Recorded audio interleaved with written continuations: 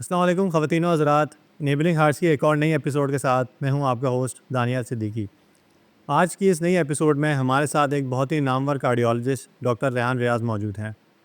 Doctor साहब Faisalabad institute of cardiology में as assistant professor of cardiology and director cath lab हैं। Doctor साहब welcome to the show. बहुत शुक्रिया। कैसे मैं सर आप क खैरियत से हैं? जी, मैं बिल्कुल अल्लाह का एहसान। अच्छा सर, आज जो है ना हम कोलेस्ट्रॉल और इससे रिलेटेड जो हेल्थ इश्यूज़ हैं उस पे हम बात करेंगे। तो सर सबसे पहले मैं जानना चाहूँगा ये जो कोलेस्ट्रॉल है ये क्या होता है और ये सिर्फ़ बुरा ही होता है या इसमें कुछ अच्छा भी होता है?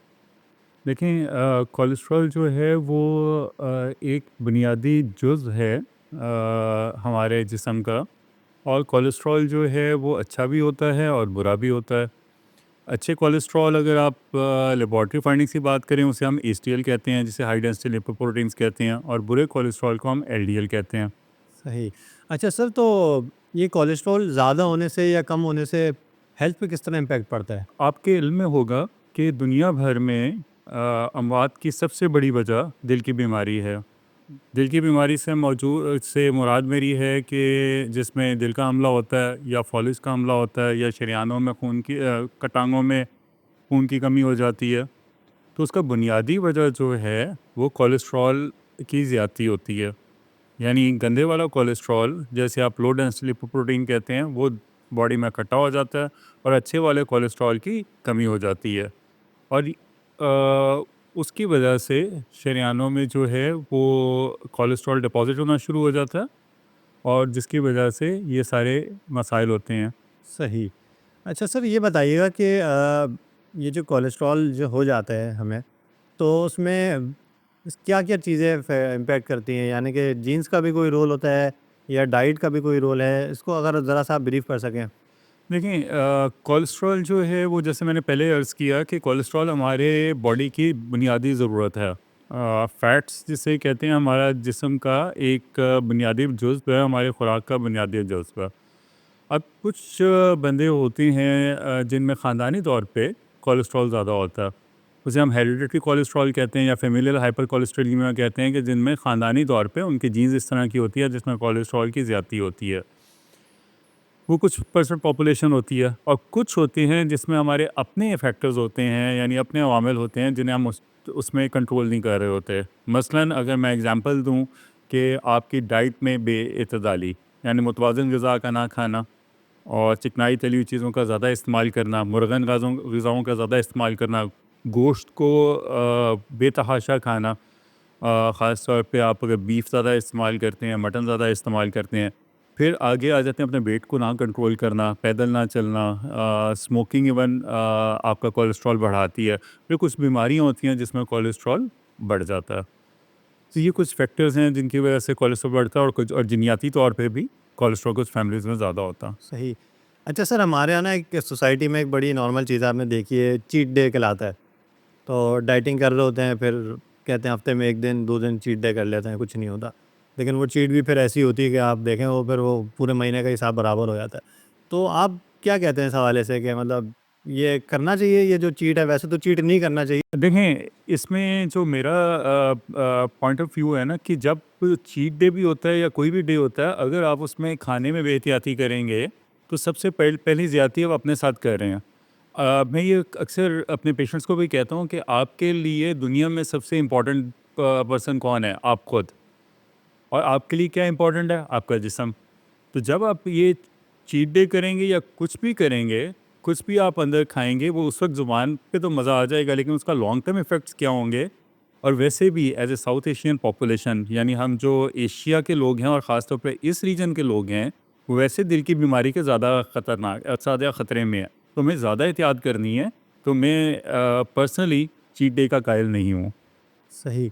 अच्छा सर, अगर कोई पेशेंट या कोई एक आम इंसान अपने कोलेस्ट्रॉल को मॉनिटर करना चाहे, कि जैसे अब बहुत से लोग हैं जहाँ उनको पता ही नहीं होता कि क्या इनके लेवल्स हैं। तो एक तो ये कि किस एज में आके हमें खुद से केयर कर शुरू कर देनी चाहिए ये, और दूसरा कि किस तरह केयर करनी चाहिए? आज मैं आपको एक इंटरेस्टिंग बात बताता हूँ। आपकी नालियों में कोलेस्ट्रॉल कब से जमना शुरू होता है? जब अभी ये वालदा के पेट में होते हैं।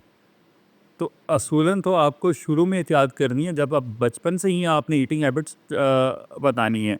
बच्चों की स्कूल की एजुकेशन में ये होना चाहिए कि कौन सी चीज़ अच्छी है, कौन सी बुरी है। सब्जियों फलों का इस्तेमाल, good diets, bad eating habits, ये बचपन से ही होना चाहिए।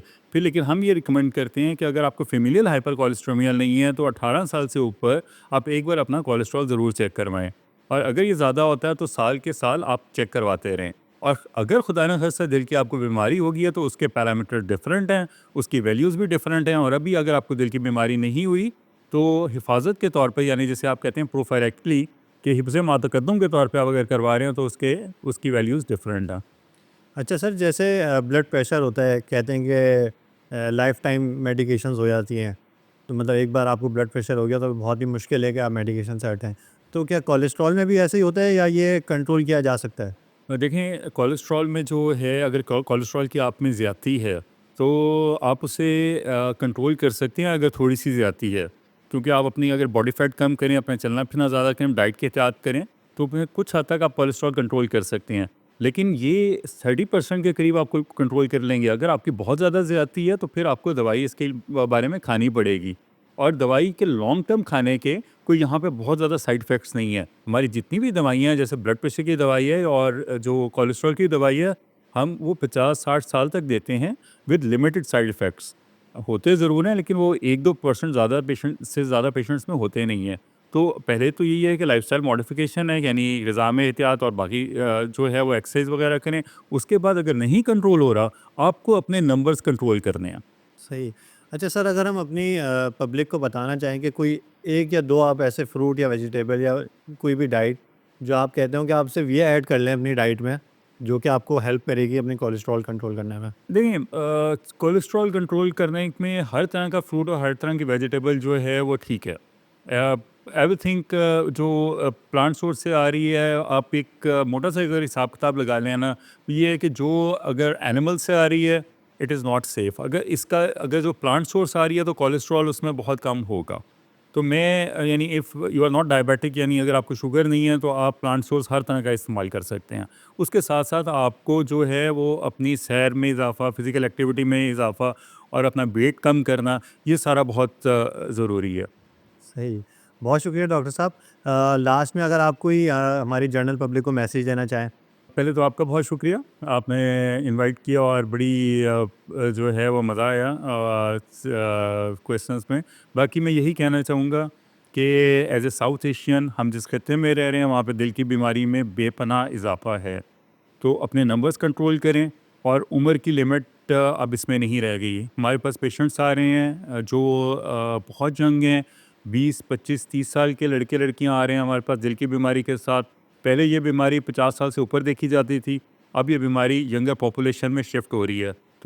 तो एहतियात करें अपने। अगर आप 50 साल से ऊपर हैं तो अपने बच्चों को भी परहेज़ पे लगाएं, और ख़ुद तो आपने करना ही करना है। अपने नंबर्स कंट्रोल कर लें, अपना ब्लड प्रेशर कंट्रोल करें, अपनी शुगर कंट्रोल करें, अपनी कोलेस्ट्रॉल चेक करें और इसे कंट्रोल करें। ये छोटे-छोटे इक़दाम हैं जिससे आप दिल की बहुत बड़ी बीमारी से बच सकेंगे, और परहेज़ हमेशा इलाज से बेहतर है। तो आप लोगों का बहुत शुक्रिया। Thank you so much doctor साहब। और ये बड़ा अच्छा मैसेज दिया आपने कि जो है ना, हमें शुरू से ही अपनी हेल्थ का ख्याल रखना है। और एक आपने जो एक बहुत अच्छा पॉइंट बताया कि माँ के पेट से ही जो है वो कोलेस्ट्रॉल डिपॉज़िट होना शुरू हो जाता है। तो मतलब हमें किसी टाइम का वेट नहीं करना कि जो है हम 25 या 30 ईयर्स के बाद अपनी कंट्रोल शुरू करेंगे, बल्कि हम आज से जितना जल्दी कर लेंगे वो उतना हमारे लिए बेनिफिशियल है। तो ख़वातीनो हज़रात, ये थी आज की हमारी एपिसोड, और इसी तरह एक नई एपिसोड के साथ आपके साथ दोबारा हाज़िर होंगे। जब तक अपना बहुत सारा ख़्याल रखिएगा। Stay tuned. अल्लाह हाफ़िज़।